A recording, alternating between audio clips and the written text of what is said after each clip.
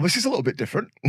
I think if you've dialed into today's Venture Forge webinar expecting 4 heads in a grid on Zoom, I'm sorry to disappoint. We've switched things up. We've got 4 guys, possibly in future 4 guys and girls, ladies, gentlemen, the whole mix in a room talking around a table. Officially podcasters. Officially podcasters. It's labor now. We are real officially people. podcasters. Real people. We've always had real conversation, but now we're going into to real people. And exist from the shoulders down. I was amazed that Khoo had a body. There you go. Who knew? He's like a full body. He's got legs. He's got everything. He's like a real person. A lot taller in person. Than a head. Yeah. It's strange when you meet people for the first. I mean, I'm not trying to say I'm massively tall because I'm only 6'1", but like, you know, some people are only 6'1". Some people are, just drop that in. I say I'm 5'10", I'm like 5'9.5". I just round it up. Yeah, so it's like, I don't lift that much. It's only 250. You know, it's fine. But no, it's what a different format. You know, we've talked about switching this up for a while. Great for you guys all to join us. We're going to talk about compliance today and go probably down quite a few different paths with it. But before we do, let's start off with some introductions. For you that haven't been before, I'm Andy. I'm CEO of VentureForge, and we're a leading Amazon agency in the UK, working as a commercial partner with brands that typically do between £2 and £10 million a year on Amazon. Pleased to be joined today by some great guys, people that I've met before, people that I think a lot of you will recognise from the industry. Let's start with some introductions. Chris? Sure, great to be on. I'm Chris, co-founder of Khoo. We do EDI integration software for vendors, so we work with vendors of all sizes across all different countries, UK, USA, rest of the world. I'm really just focused on helping businesses get their orders in, confirmed, shipments made, labels printed, and invoices out. And we're really about, that Monday morning, Wednesday morning process. But across our network, we help vendors do about $1 billion each year worth of goods go through our systems. It's really cool. We've got people that do everything from tiny little products all the way up to hot tubs and swimming pool covers that are like, 15 feet wide. FBA hot tubs? You'd be surprised. Vendor direct fulfillment. Wow. Hot tub. But even there in Amazon in America, they stock the hot tub. Anyway, I don't sell hot tubs. But yeah, we only get 8 on a truck. So lots of trucks. But yeah, anyway, we do integrations, and it's my passion to help people streamline their operations and just get more stuff going in faster. Fantastic. Thanks for joining us. Pleasure. James, over to you. Yeah, I'm James. I'm head of e-commerce for a licensed gifting company called Paladone. So Amazon are our biggest e-com business. And that's where the majority of my focus is just making sure that we're selling Disney and Minecraft products and actually getting them out the door and making sure that products stay alive, especially during that peak Christmas period, because if we don't get it right on the 16th of December, then the whole world falls down. So your job is getting them out the door via Chris's software and into my house? Into the hands of Andy's kids. Yeah, that's exactly it. That's a conversation for another day. But yeah, as long as you keep on your Amazon spend, then my flywheel keeps turning. Fantastic. I'm glad I'm helping. Yeah. And Travis? Yeah, I'm Trav, head of vendor services here. So I've been in the Amazon game about 7 odd years. Feels like it's gone a lot quicker than that. Started my career at Amazon, health and personal care, beauty, pharmaceuticals after that, and now in the agency game. So done the Holy Trinity, done the trifecta of Amazon. Completed it. Yeah, completed it. Done. Got the t-shirts, got the drama, got the tears. The scars. The scars. You guys don't want to see them. The nighttime rocking in the corner. Oh, yeah, no. Is that because of Amazon or because the kids woken up? Yeah, exactly. Both. Well, for you that have joined us before, obviously it is a very different format. We usually have Q&A at the end. We're going to do that a little bit differently. We usually do our poll. We're still going to do that, but it will be a little bit different. From a Q&A point of view, please get your questions in the usual place. Somewhere down the bottom of the screen is that Q&A button. Get your questions in there, ask away, and we've got our team online in the background and we'll be answering in real time. If you're now watching this on one of our podcast channels and you're seeing it after the fact, I'm sorry you can't ask questions, but if you drop us a line at hello@ventureforge.co.uk, look myself, look Travis up, or any of our team up on LinkedIn, just pop your questions in there and we'll happily give you any answers or pointers that you don't cover off in today's conversation. And the poll, we're still going to do it, but it's more for your benefit as you're watching. So we're going to ask you a question today around compliance. What is your biggest challenge with compliance and enforcement from Amazon today? I'm going to read from the screen so I get the options right, because this is all very new and all very different. Is it understanding Amazon's enforcement policies? Is it avoiding violations and staying compliant? Is it resolving disputes and enforcement notices? Is it working effectively with your AVS? could be a challenging one. Or is it Ensure? You're just here today to look for insights. So if that's all gone to plan and you're watching this in the live launch, you should have a little poll on the screen. Tick the box, the poll will disappear, and it'd be interesting to see what your challenges are. I think I want to start off by clearing this topic up a little bit. Compliance and enforcement on Amazon. We could be talking about anything. We could be talking about product compliance, category compliance, tax compliance. God forbid, please don't go down the tax compliance route. We've got numbers scare me like that. I mentioned tax and compliance, and it's terrifying. We could be talking operational compliance. So maybe let's just have a quick whiz round and each of those areas. What's of interest? What does a brand need to be compliant with to trade successfully on Amazon? So personally, for me, I'd say product compliance. Obviously, having the correct claims on site, having the right safety protocols on site. So to your point, James, if you sell toys, are they meant for under 3-year-olds? Are they meant for over 3-year-olds? Are they choking hazards? Are they made of toxic materials? Compliance in product space, false claims, ingredients that are banned in certain demographics and geographical regions. I think product compliance is quite close to my heart, because if you do get it wrong, that's a straight and-on cord, and then Amazon can block you, can list you, delist you. And then also review compliance, using Vine, using real honest ways essentially of getting reviews and ratings, and not black hat tactics. So product compliance in forms of product safety and reviews and ratings, I'd say from my side, is quite close to me. What about you, Chris? Your world's quite different. Yeah, I'd obviously echo all of that. It's, that's definitely a huge part for me. It's about all the operations. It's to do with the logistics, and it's to do with making sure that you're meeting Amazon's internal metrics. So things like shortage claims, things like chargebacks, vendor lead time. It could even be the prep requirements, like the bagging, the bubble wrapping, and things like that for liquids, for glass, for perishable items, for your batch control, expiry dates. Not necessarily the most glamorous topic, because it's all to do with just 50p here, or 10 cents there, or a dollar charge here or there. But obviously, when you're shipping millions of units, those charges really add up. And if you're talking about damage and breakage, you ship mugs, and then 5% of them get broken because they need to be wrapped, or Amazon charged you 50p to bag every one of them. It becomes very expensive. So I'm thinking much more, getting those orders in, getting them out in a way which Amazon receives them effectively.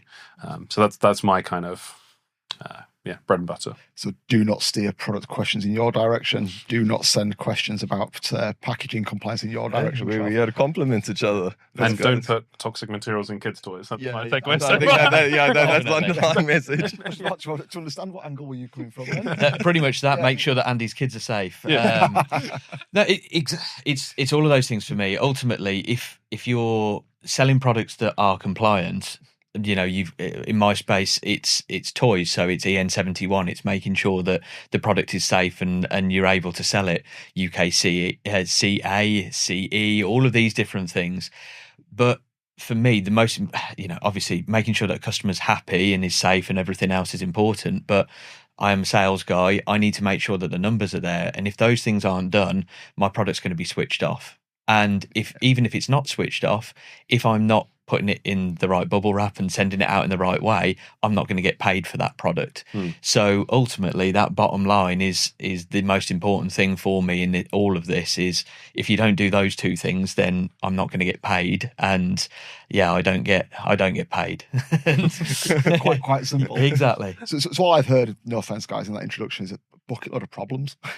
I mean, basically. Yeah, it's not like you listed 5 things, Chris, you had 6 or 7. It's not like this, you're getting a product on Amazon, selling it successfully, maintaining a successful business from a compliance point of view. Sounds like a bit of a nightmare. I mean, the other thing I was going to add in, there's probably one for all of us, would be like things like brand registry, making sure you own the barcodes, own the ASINs, own the listings. I mean, who owns the buy box is one question, but we see it a lot with people that just start out on Amazon. They just get barcodes from somewhere random, whereas if you need them to be like GS1 barcodes and all done through the correct routes. But that's not a super sexy topic. But if you then suddenly 6 months into your listing gets taken away because actually you've just pulled the barcode out of thin air, it's a compliance issue, and then they're going to say it doesn't match it. We've just delisted it, and your 10 grand a month product is gone.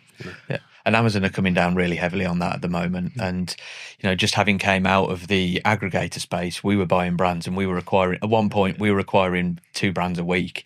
And those brands would be there and not doing those basic things. And it's seen as an expense. You know, it's like, oh, I've just had to pay $1,000 for a load of barcodes. But that $1,000 means that the product's going to stay live. It means that you're actually going to continue to be able to sell that. And it seems like such a simple thing, but you know, these were actually seller central businesses as well, not even vendor businesses. So you could just click on the button that says generate FN SKU, and they would give you a barcode anyway. You didn't need to do that. But yeah, we saw products being switched off all the time. And like I say, the important bit for me is that was no revenue. We then had to relabel, or we needed to start a new ASIN and lose all of that history. That's true. Yeah. If I'd been told I'd got to keep my head in front of this microphone, I'd be like sulking down in my chair right now. I've been that guy on the grey market barcode. There you go. And I felt all of that pain firsthand. Did you lose them? No. So the background story is I bought into a skincare business that had been, so I didn't buy the grey market barcode. I bought into the business that bought the grey market barcode. And we had one SKU doing 20 grand a month at peak. It was a nice little hobby business. And I woke up one morning to our best selling SKU in peak. Main image was swapped out for rubber elastic exercise bands. All the other images had changed. I think the title was mine. The bullets were rubber exercise bands. Description was mine. EBC, I think EBC was mine because that was locked in via brand reg. But somebody else in America had bought the same barcode on the grey market and had equally got some control over the listing off the back of that. What a mess. And that was a nightmare to come through. It wasn't even as clean as your off is. You kind of half on, half off.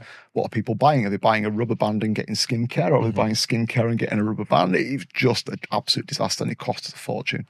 It's such a basic that if you start off from the wrong footing, you're screwed. That was a painful lesson to learn. And something such this is getting super nerdy now, but like it's kind of surprising to me is that Amazon actually sometimes was quite misaligned with GS1 historically with the standards that they were asking people to implement. It's like kind of like they took what they were doing and then implemented it in their own way.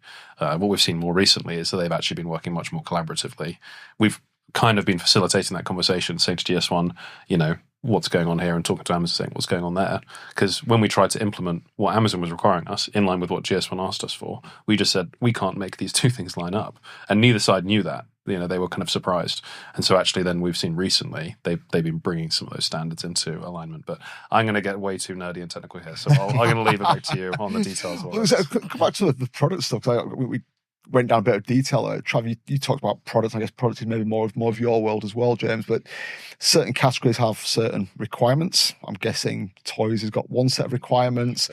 Skincare will have another. Pets, electrical, skincare, pets, electrical, baby. I mean, most categories will have some sort of compliance. Health and personal care, supplements. You obviously can't have any banned ingredients in fat burners, for example. If your fat burner's laced with ephedrine, obviously it's a big red flag. Or if your PlayStation's voltage isn't set for the local regions, obviously that's a fire hazard. There's a lot of bits and pieces across all categories. Essentially, it just really needs to make sure you stick to local laws, local compliance, and you essentially know your product inside and out. That's one of those things as well that can catch people out when they expand, let's say, into Europe or into a new marketplace. Obviously, the plug's got to change, and the language on the instruction manual might need to change. But then there's going to be different regional regulatory compliance that people have to hit. It's not just as simple as I take my product, I put it in a 3PL in Europe, I change the instruction manual in the plug, and away we go. It might be that, Italy needs such and such a regulation, or Spain needs such and such a thing, and having either local people that can advise you on that, or expansion people that can help you with that, they can just help you navigate some of those pitfalls, which will be category specific. Yeah. You know, what a toy company needs expanding into Europe will be different from a supplements company going into Europe. Yeah, yes. My first role within the aggregator space was to teach them how to sell internationally, because they'd never sold outside of the US. And other than toys, actually, the US is pretty lax on things. Okay, you can't sell alcohol in the same way on Amazon as you can in the UK or EU, but everything else, it's a bit more of the Wild West. And my first hire wasn't a salesperson. It wasn't a PPC person. My first hire there was actually a head of compliance to make sure that the products that we were shipping were going to be legal, because And I had to explain it to the CEO. I said, ultimately, if we ship something and sell something and a problem happens, he's the one that goes to prison. How viable. And so then it was very quickly, yes, okay, signed off. And, and we got that role hired. But yeah, she was brilliant, but she was really focused on that. But we would look at products and we would say, okay, what's the risk? If you're shipping a table, okay, it's not too complicated, but is that something that needs CE? Because it could be seen as something that's structural. It needs to be built. And these are the kind of nuances that are needed. But without those basics and going and actually asking an expert, do we ship that? Do we not ship that? And that could be a very, very costly mistake. I think Amazon make this confusing for brands, if I'm honest. I always remember an example. I was sat in a room with a couple of our clients at, I think it was an awards event, and we just helped these two clients expand internationally. Long process, took time, costly experience for them because of all of these challenges. And a competitor agency was standing up and presenting at that event, and they presented from the Amazon viewpoint, which is, well, in the Amazon ecosystem, you press 2 buttons, that turns on pan-European FBA, and you're live, and your products are off and live. Yeah. I was stood there thinking, I wish the world would swallow me now, because this client has just paid me a lot of money for a very strategic project, and these guys have just said you get into France by clicking 2 buttons. There's a world apart. But you're right, the barriers of getting into a market, and we've touched on products, but then you start to think about, let's pick a product that doesn't need compliance, a mug. Well, now you've got packaging requirements. It does still need compliance. And that's why we work with a partner on compliance. Exactly. Yeah, because there's the paints in it, there's everything else. It needs to be food safe. And so even something like that, where you see it and it's such a simple product, actually you can get yourself into a world of trouble straight away. Yeah, exactly. Even at a product level, that's got compliance. Then you get into waste regulation around the packaging. Then you get into tax, VAT requirements in different territories and how that applies. You can't click a few buttons and go international. No, I think they were just selling them a dream that, in all honesty, were trying to seem a lot cooler than they were. Either that or they were just completely negligent and they didn't really have the final customer in mind. Yes, it's all fair and well and great helping your clients and your partners. That's awesome. But you need to think about the end customer in mind. If someone gets hurt, ultimately, like you mentioned, it's on you. It's on the retailer. We had a matcha tea brand, and really, really nice brand, really nice products. And the brand manager shipped £20,000 worth of stock into the UK, and just brilliant. Let's start selling it. Now, we had organic labelling, which luckily was actually accepted everywhere globally, but the packaging wasn't compliant. And so because the packaging wasn't compliant, and because these were foil bags, they couldn't be relabeled because the relabeling looked really poor. So we had to just dispose of £20,000 worth of stock. And all that was just a simple thing on the label. And again, the things that you would say in the US, which are, this gives you more energy. Well, do you have the backup to that? The claims. And do you have, claims. yeah, exactly. Now, can you say that in the US? You can get away with a little bit more. Can you say that in the UK or EU? Not at all. And even things like saying sulfide free, things like that, you can't have that front of pack in the UK. It needs to be back of pack. And that stopped another brand from being able to launch. Just really simple little things. When you say stop them being able to launch, I get from a compliance point of view, somebody somewhere can look at that, and maybe that might have been internal at your business and gone, no, that can't happen. But bring it back to the Amazon world. Are Amazon proactively now looking at all of these touch points? I get if you send a liquid in, they're going to want to make sure it's packaged correctly. They're going to want material safety data sheets. But are they going to that level of understanding and checking, is that product labelled 100% correctly for our category? I would say yes and no. We've seen it where some clients will list products and safety data sheets aren't even asked, and then it goes 3 months down the line, listings are suspended. Why? You didn't submit a safety data sheet. And it's like, okay, well, who's gone and done the audit? Was it a person? Was it software? Was it just a random picking?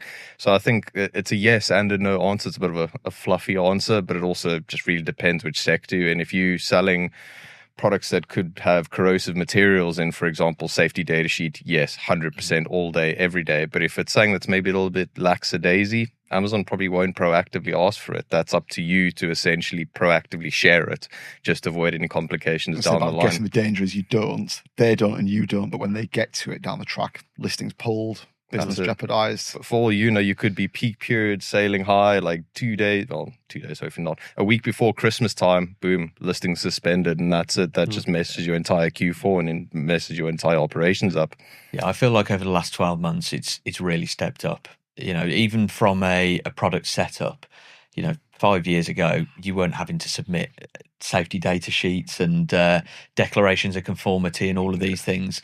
Now you're actively having to do that. But I've seen products that were live for 2-3 years, and in the last 3 months, we've been getting pinged to say, send us all of this data.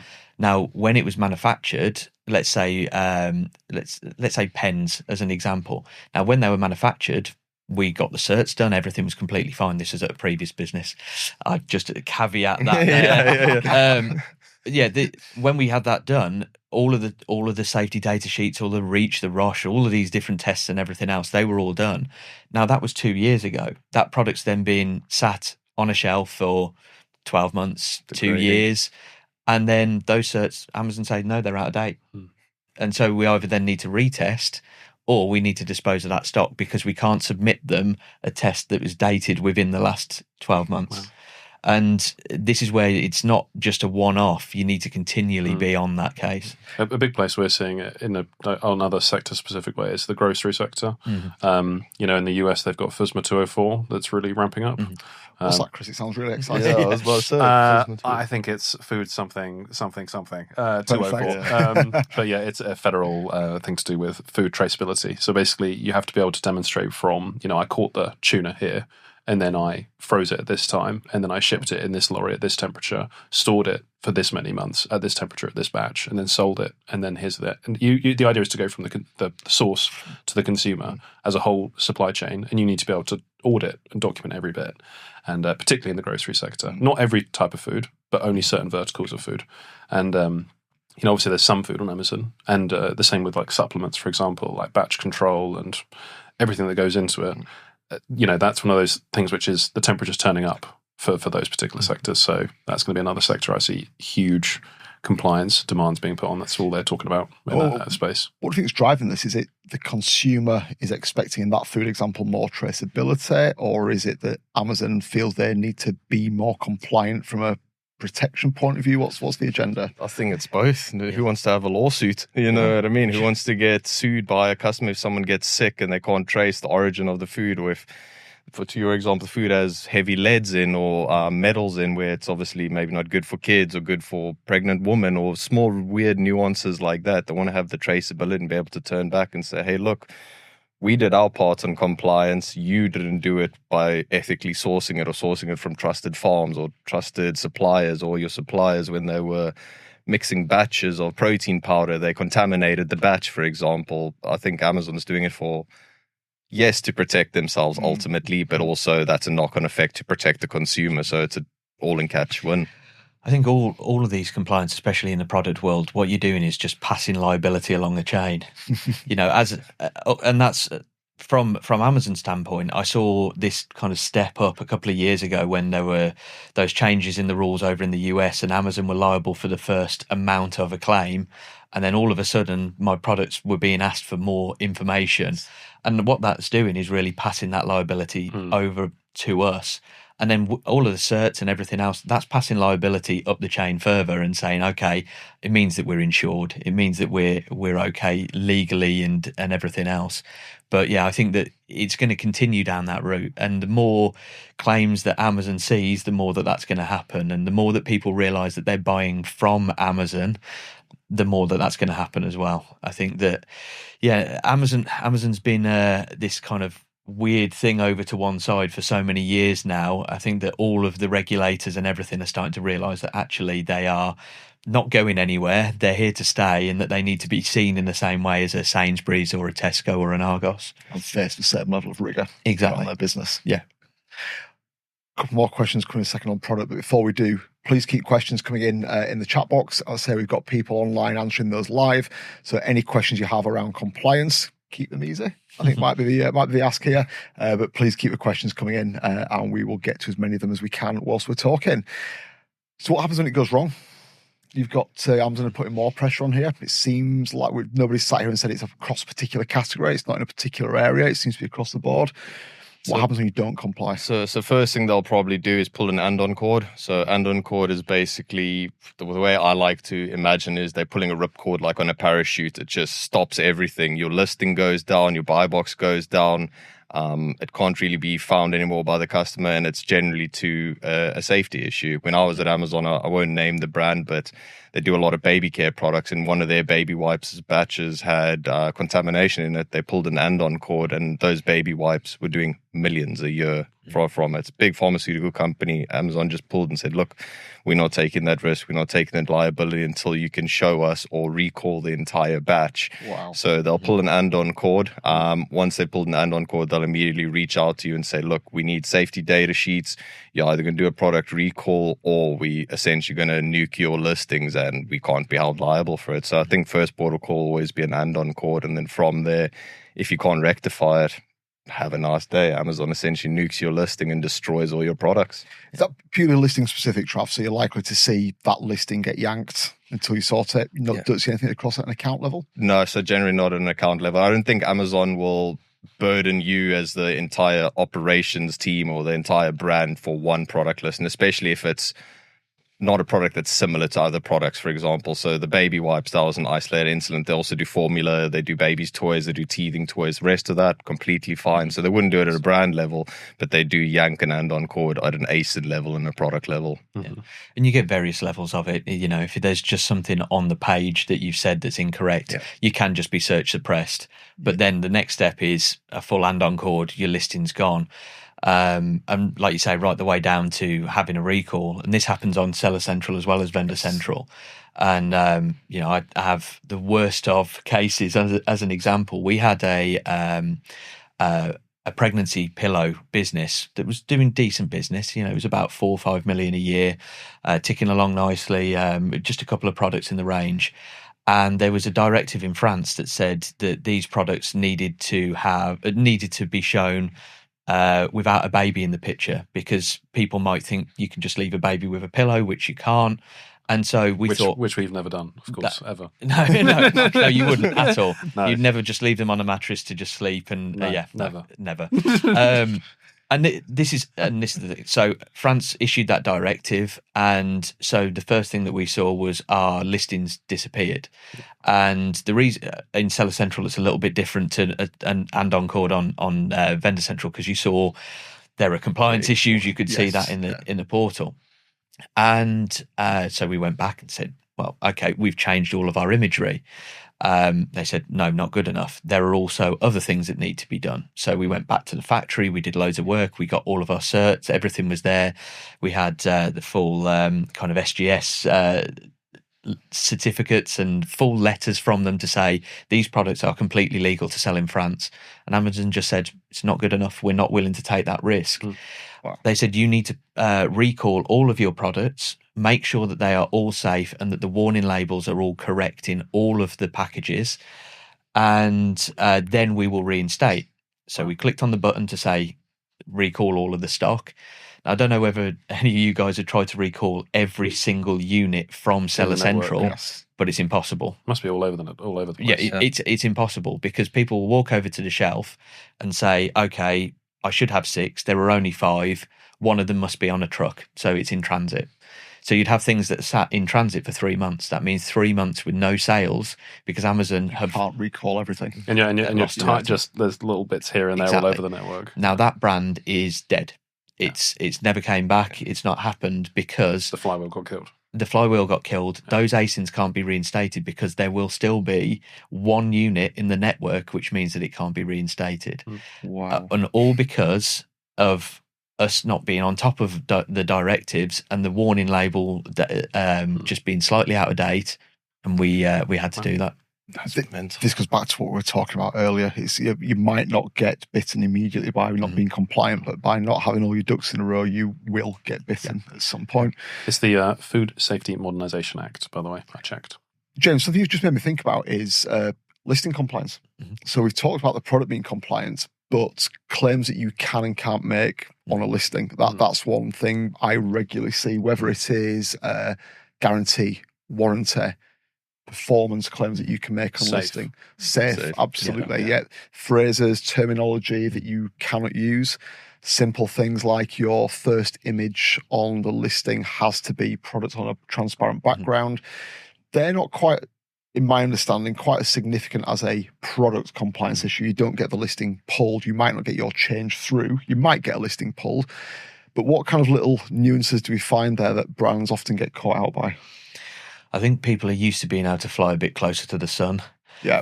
Being able to do certain things. We sell a lot of lighting. You look on a lighting detail page and everyone has it on a room background, not on a transparent background. Now, you can still do that, but you're having to ping Amazon constantly to keep that listing there. Now, is it worthwhile because of the conversion rate? Yes. And we know that it's not going to be search suppressed or switched off because it's not a safety data problem, that kind of thing. But those rules, obviously Amazon's AI is getting smarter and smarter all the time, and it's looking out for those phrases and those things that can really trip people up. And if it results in people buying more of a product because of a false claim, you're even more likely to get switched off. And it's not worth the risk anymore. 5 years ago, 100%, but not anymore. I've been wondering that about the AI images and everything that's going to be coming out with AI. Like, it's very easy now to just take a picture of your thing, make me a nice optimized image for my thing, bang it up. I could totally see that happening in many, many businesses around the country, all over the world, to be honest. And then, the type of image that might get generated, maybe the little power connector is not like correct or accurate, or maybe it decides to add the Amazon logo in or something like that into the image. Obviously, lots of six-finger children in the background. Everyone looking very happy with 3 heads. Yeah, that's it. Yeah. No, you're right, but I mean, ultimately, we have been using rendered images for some time anyway, and it's actually in GS1. They've adopted all of the rules on hero images, so we've already been using an optimized version of an image, and as AI gets better, people will use it more and more. But we're in that kind of uncanny valley at the moment where people can tell that it's AI and don't really like it.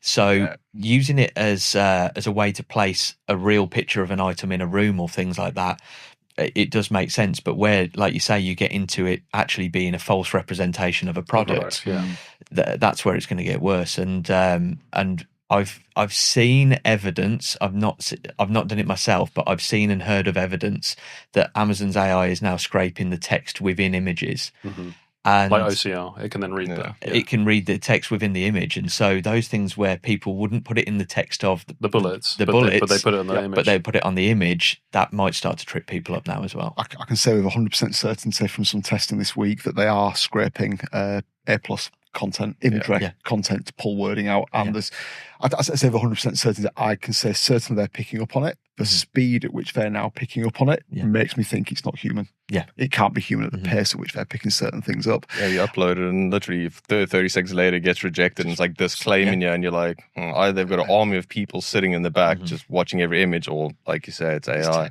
Absolutely tech. Definitely tech. I'm going to contradict you a little bit there. I think it is worth sailing close to the sun a few times. And I think one of my favourite categories for this is printers and shredders. You cannot put claims. You have to show the product. You cannot show a claim on the product. But if your printer just happens to be printing a page that says cheap ink or 500-page paper holder, or your shredder's saying shred 7 pages, that's a really creative bending of the rules or staying in the rules. I think pushing beyond that point, I think being smart within the rules is really worth doing. I think the chance of being caught out on it is rapidly increasing because of how Amazon are challenging these things now with AI tech. But I do think because of the low risk off the back of it, the risk is swap your image. The upside is my product now stands out versus the competitors because mine is a 7-page shredder. Theirs is a, I don't know, page shredder. I can't see many more examples there where I would sail too close to the window. I think there's small opportunities, but they're getting narrower. Yeah. And I think that's exactly what I was saying earlier with the those hero images on lighting. That what is the risk? You're going to need to change your hero image a few times. But if you look at what a lot of the Chinese sellers are doing, that's where they're really doing what they're constantly pinging images of like all of these different features and functions and everything like that into hero images, and we can't keep up with that because we've got somebody just trying to manually click that. We can't keep up there. But if that's getting them a click rather than us, it's worthwhile to them. It's a game worth playing. Exactly. But they will also play the game of putting certain bits of text in the listing that I wouldn't do. So it's that sliding scale of risk and where you're willing to sit on it, isn't it? I think it's also probably reflective of the type of brand that you work in, or the size of brand that you work in. when we used to talk to clients and we're very, very growth focused as an agency, we used to say something on the lines of growing an Amazon business is easy, but growing it in line with Amazon's terms and conditions and doing it profitably is a completely different challenge. And our job as an agency is to do it in a compliant, well thought through way that doesn't bring unnecessary risk to our clients' businesses. It's all right putting the sales up by 50% in a month and then them getting shut down the next month. And when you look at some of those direct to factory sellers, the risks they're willing to take around not just listing quality, but review generation. Or artificial review. I mean, that's a topic in its own right. Or even the review bombing on the other side. Absolutely. I mean, like obviously, that's just like a nasty thing to be doing. But we've seen brands get safety claims lodged against them just to take their listing down. This whole compliance thing's got a very dirty side to it. It's got a double edge to it. We had a brand, and it was one of those kind of push-up systems. Exactly. And we actually had the patent for it, and so it was IP protected, it was patented, everything was all there. And there was one of those direct from factory businesses that came, listed their own, and we said, issued the takedowns. Well, we carried on issuing takedowns, and they sent us an email to our inbox, our info at, and said, if you don't remove the takedown notice, we will keep switching your product off until you give in. Well, and they're basically saying like, we will win, and it'll cost you. And we said, okay, go for it. Let's see what happens, because we think we've got all of these protections. So what they did was they set up a website, just Shopify, and it wasn't even they didn't even bother with our brand name. They just had a load of alphanumeric in there and a .com. Copied our images from the Amazon website and then put in a DMCA claim, because those are an instant takedown, and that instant takedown then has a standard process that needs to be gone through, which can take up to 28 days. That's the SLA. Wow. And so luckily we had contacts at Amazon that were doing it quicker, but that would still be... They're just weaponizing it. Because that was Amazon's process, instant takedown and move on. And we got up to VP level at Amazon to say your systems need to watch out for this, but that doesn't fix it. And so we didn't come to an agreement in the end. We managed to get it so that our product was actually blocked from that type of complaint, luckily, because we had those escalations in place. But if we didn't, that guy could have just carried on pinging that brand, and we'd gone through all of the right steps. We had our brand registry, we had the IP, we had the patent, we had all of these things, and because he had done that, and it wasn't even his image, it was our image, and he had just set up a website. Played the game back at you. Exactly. Wow. I mean, that's true of a lot of Amazon. You're like, it's an ethical thing, isn't it? I don't think anyone that we would ever deal with day to day would imagine to do such a thing. But you're in the world where some people do think that's an acceptable way to engage online. Just again, an advantage. I think it's just money, isn't it? It's just for them. They just see an opportunity, and they just see dollar signs, and that's that. I can't remember who was telling us a story. I think you might have mentioned in previous experience about going onto compliance, but sort of roughly what you were on during deal periods, when you do deals, putting on a cap of how many products someone can buy. Someone went and bought like 1,000 units of this good, and you're all high-fiving, you're all out of stock, and then next day they go and return it after the deal event. So you've ran out, you've lost all your sales velocity, and they just go and return all your products, so you're right back to square one. So what, competitors skewered the whole deal? Pretty much, just went and bought all their stock out, and then just returned it the next day or the week after within the 30-day return cycle. So you're not competing anymore. I think you mentioned it, and it was next one. It was a conversation we had the other week. It's dirty trick, but that's sadly the world that you deal with. Maybe not so much these days. I think I hear less of these stories now, but there are certainly games to play there. Still kind of weirdly terrifying though when you think about it. It's like really, really bad. And to build on that with reviews and ratings, previous life, when I was in the pharmaceutical side of things, we used to work with a supplement company out of Germany, really big supplement company, about 15 million pounds or euros in the context. And 6 years before that, they had actually bought reviews and ratings from some dodgy site in Malaysia or something, got 500 reviews and ratings, excellent stuff. None of it legal. Amazon nuked their entire business for 15 million euros. Just boom, have a nice day. They're like, sorry, this entire business was built on false claims, so we can't verify any of this. So unfortunately, we have to shut it down. Luckily, they managed to resell it on consignment, and someone else reopened it essentially, like as a third-party seller. But essentially, they lost their entire vendor account over stupid mistakes they did 6 years before that. Do people still do the thing where they take one listing, ramp it up, and then switch the product afterwards? Is that? I mean, obviously not in reality for us, but I mean, like, do you still see that happening a lot? You do still see, and you go back through the review history, and you're like, hang on a second, these reviews are not talking about the same thing from 2 years ago. They're talking about a light, and they're talking about a bench. These aren't. You can the almost same thing. spot it in the BSR rank. That the BSR will shift from one category to the other at a point in time as the product gets pulled and moved. I don't know about a lamps. Now a skincare product, and you do see it, but it's the factory to consumer brands where we don't see it. And actually, I think this is a pretty good point to bring the conversation back to, is when you're talking to established proper brands, I think most of them are going on that journey of how do we do this properly. The only time I really see compliance issues cropping up around the kind of brands that we spend all our time around is actually via mistake. Or lack of judgment or misunderstanding of what they need to do on the product side of things.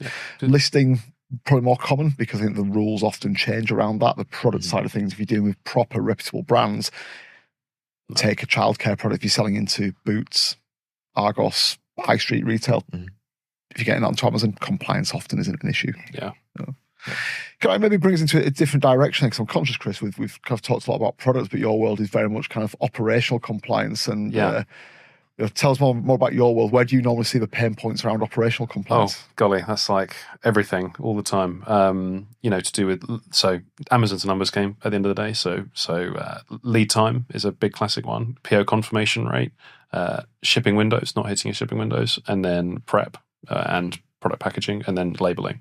I mean, that's a lot of different touch points. But we've got all day. Let's keep going. This is good. Order comes in. Amazon gives you a 5-day shipping window, or whatever your shipping window is for your particular region. You violate that shipping window, they're just going to be charging you for that. Now, that's just a financial charge. That's one aspect of it. But then we also know if you're labeling your product incorrectly, when they receive it into their goods, they're going to be putting on a conveyor belt, goes through the tunnel. If they don't scan that properly, or if the label's wrong, barcode's crumpled, not accurate, not linked up through the EDI in the background, not done manually correctly on Seller Central, on the Vendor Central portal, then they're going to receive that goods and they're going to have to open up the box and scan the products one by one. So you sell 100 units and then you receive 95. Now, this isn't really compliance in the sense of, your listing's going to get taken down, but it's more of the sell-in that, you've shipped them 100 units and you got paid 95. And then that over the whole account level can be hundreds of thousands for over the course of the year, depending on your scale. So, and we see the same thing with vendor lead time as well, PO confirmation rate, and those two metrics together on the back end in Amazon, they're the ones that they're looking at. They're trying to source a product.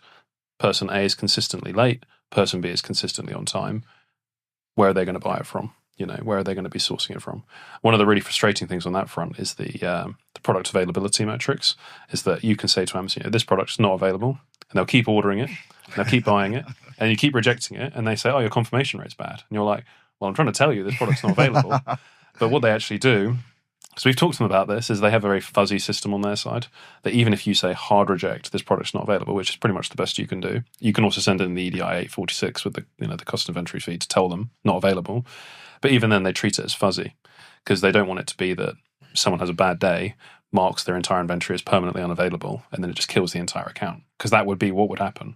But in a way, part of me would almost prefer if that did happen, because then you're dealing with a machine that actually works. But still, that's a big area that we see vendors losing out revenue by having poor internal metrics to be able to actually know my order comes in here and here's when it gets out the door. I remember somebody else in the industry telling me a really good example of somebody who was shipping into Amazon and facing penalties for not shipping on time. And in the business, they just could not get their head around it. It's like, we get every delivery into Amazon early. We get it in ahead of the shipping window, and they're telling us that we're not on time. So, you're not on time. You're early. And they really couldn't get their head around that. I think there's some real nuances in the Amazon world, and dare I say, it's almost do what they ask you to do in the way that they ask you to do it at the time they ask you to do it. Yeah, I mean, one of the things that we see as well is even things which are downstream of the vendor. So, like you hand your parcel over to a carrier. I won't mention which one, but it starts with a D and ends with an L. And you put your label on it, and they put their label smack over the top. Yeah. So you see it goes through the tunnel in Amazon, and Amazon will give you the cast images. You can log into the Chargeback, and you can see cast image, 6 sides, swipe through them. Oh, great! Here's my package, and you can see your label, and then bump over the top, blank label has covered up my barcode, and Amazon charges you and says you didn't give us a label. And then you call up your friend, the carrier company, and say, hey, there's a consistent issue here. I can't just use you to send my products into Amazon.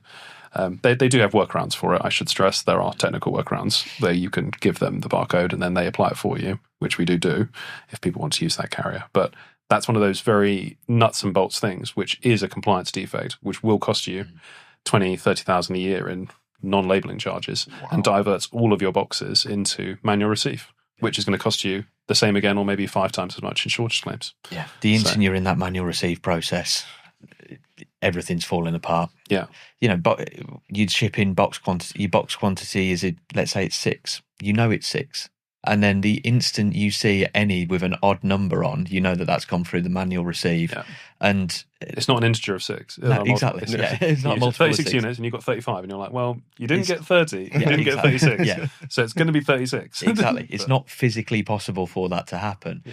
And then it's also it's that kind of smart receive process, which isn't very smart. That really grinds my gears. Yeah, it's ultimately it's not smart. They're just unless you're fully labeling, they're just receiving against the first open PO that they can. Yeah, and so they'll say, let's say you have an order for 800 units and an order for 1,000 units. You fully ship that order for 800 units. They receive against that order for 1,000 and say you short shipped us 200. You then ship in that one for 1,000. They receive it against the 800, and then there's an overage and an underage, and it takes time for the two to tie up. Mm-hmm.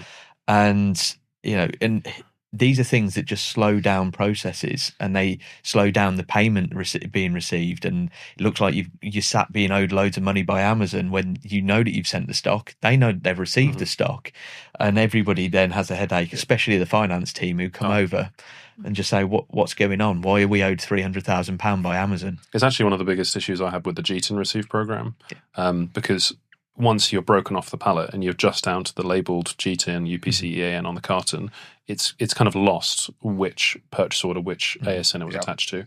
Amazon did mention the other day in a webinar that they do apply the internal tracker label on it. So they say, pallet came in, it was ASN number 1, that's this order, goes on to this one. But I think it just basically becomes a first come, first serve. If you've got 5 purchase orders open for that product, it's going to be the oldest one, and then it's just going to fill up from the back. Yeah. And then, your invoicing might be out of line with that. They're going to say you've billed us too much on this one, and then they're probably not going to pay you back on the one where they've, received too much on the other one. Or it's just going to take time for that machine to figure it all out. So you get a shortage claim, and then you get a shortage claim reversal, and it's just causes a whole chain of mess. So that's where the license plate, having that thread all the way through. But even with all that, you still run into issues. Yeah. And that's true, of course, on any inbound to Amazon. FBA has the same issue. But I was having a similar conversation earlier about the value of actually getting under the skin of how an Amazon DC works and understanding. I don't think it'd help you understand the PO issue and the PO misalignment, but actually going on some of the publicly available DC tours and seeing goods where it's FBA or vendor is kind of irrelevant, but seeing how does it land, how is it received, how is it then taken out of your pallet and outers into a tote, through the mechanism, stored away, back out, picked multiple times and out to a consumer. When you understand that world a little bit, you can start to understand why Amazon starts to get grumpy and starts issuing penalties when you don't follow that process, and how robotic and kind of systemized it needs to be to work for Amazon. Yeah, and they definitely don't show you the manual receiving process and the guys with their abacus trying to work through it. But the funny thing is, we talk about the rate of these claims and like how much they cost you and everything else. It costs way more if you get it wrong for Screwfix. Really? Yeah. And Screwfix, when you send in your product to a company like Screwfix, they ask for it as not height, width, depth. They say longest side, second longest side, third longest side.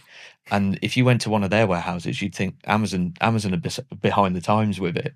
And they will scan that product. And if any of those are 5% out, so even if you've just sent it as height first, width second, depth third, so the orientation's wrong, you'll be given a 5% charge. 5%? Yeah. Wow. Because they'll say we've had to then manually receive it. It's not just been able to go down all of the routing, so you're going to get hit with that. And obviously, you still go through a reclaim, and then there's conversations to be had there. But yeah, 5%. Wow. So it could be worse. It could be worse. I think those penalties are the holy grail of how to tighten up your operation. Yeah. I know we're not kind of going on a full operational conversation here, but the fact that Screwfix, or in our world, Amazon are penalising you, says we're doing this because it's not working in our world. I think there's a bit of profit in that. Don't get me wrong. It's not just penalising you so you comply. There's definitely a P&L line for Amazon, which is penalties.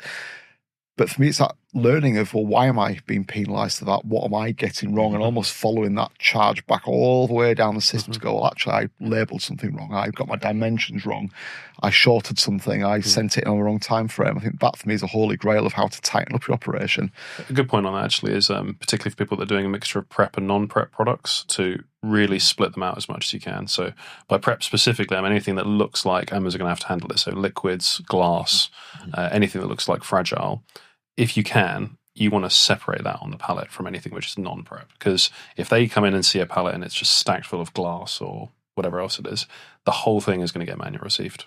It's not even going to, they're not even going to bother putting it through the conveyor, because they'll just say that will fall off, liquid will go everywhere. No, it's too much hassle. Put it on the manual, put it on the, each receive. But if it's only one jar of glass and you've got everything else, it could have been smoothly received.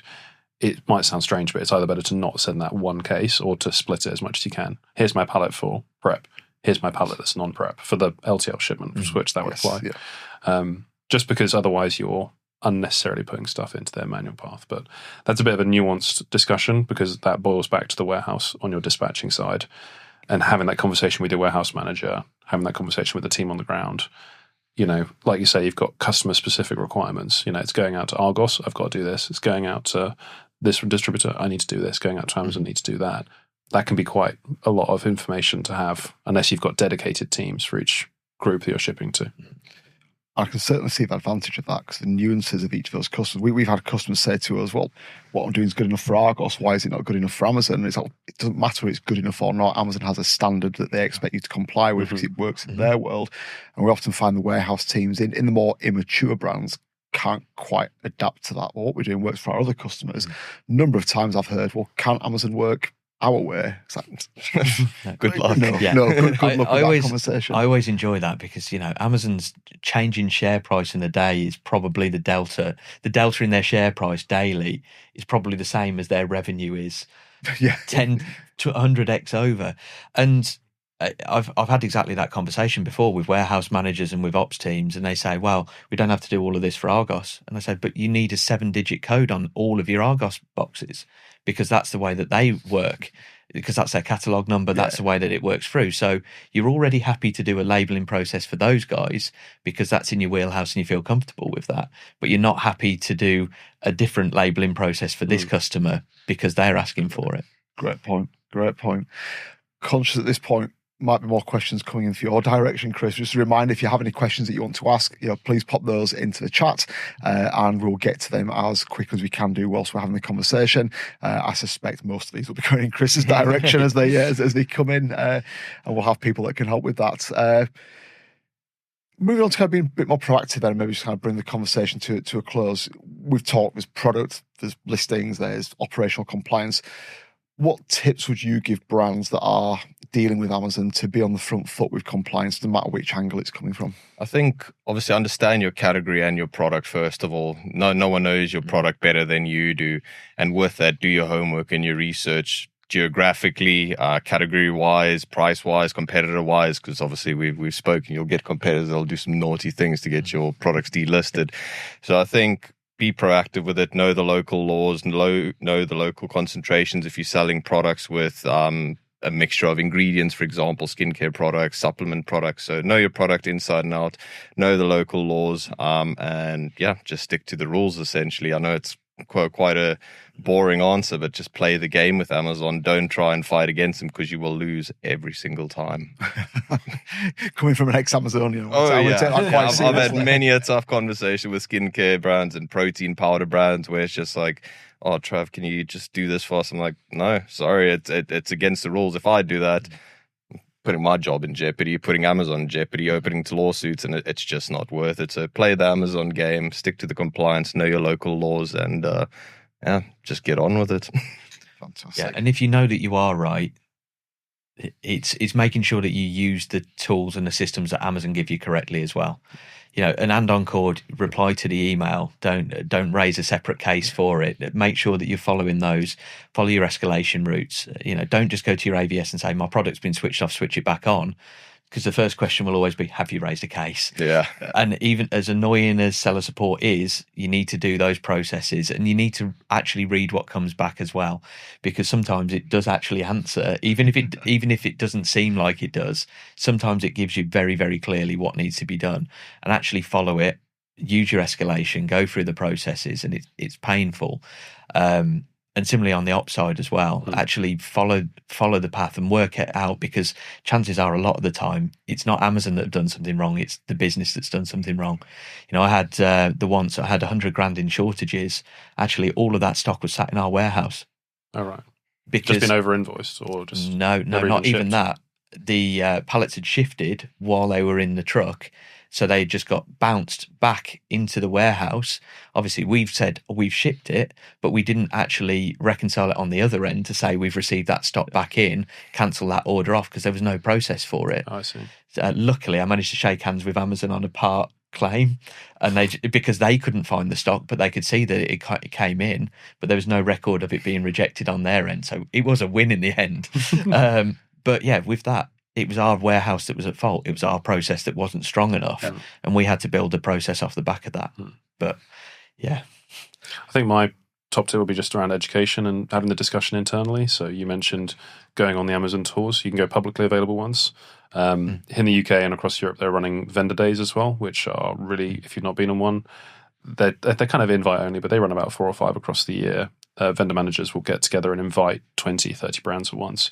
Sit down 2 days, go around, you know, they look through everything. They do the fulfillment center tour. They do here's the different supply chain programs. Here's the catalog. Here's the updates to this.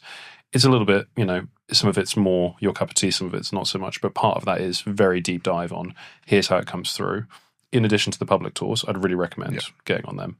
And then that's the education on the Amazon side. And then it's also internally. Like you're saying, you know, customer one needs something, Amazon needs something else. And unless the people all the way through the chain understand why we need to do something, the relevance of it, the financial impact if we don't do something, then until you get those things, change isn't going to happen on the ground. And some people will say to you, well, I don't want to do that. And then you just say, well, if we don't do it, it's going to cost us X £100,000 over the next year. So we're doing it. You know, it's going to take me ages. Okay, hire more people. You know, it's only at Christmas. Get temporary people in, or rework the stock in advance. Dedicate a particular inventory location to just reworked stock, something like that. You know, we'd have to bag everything. How many units are we going to sell? Let's take 50% of our projection, rework it, so that when it comes in on a Monday, we're not scrambling around. You're on the front foot. You know what I mean? You're there, like, but those kind of things. And actually, that's an education piece internally. You might get it wrong. You might bag it all and then have to unbag it, or unbag 30% because Argos needs it and Amazon's demand didn't happen like you expected it would. Okay, but it's trying to calculate that risk, and they do those kind of things internally. Great tips, guys. Thank you very much. I think to all of you and to everyone who's joined today, thank you very much for joining us on our first ever Venture Forge podcast. I personally enjoyed it. I think the format, the conversation, 4 people around a table having a cup around a chat has worked very, very well. So please watch this space. There's much more of this to come.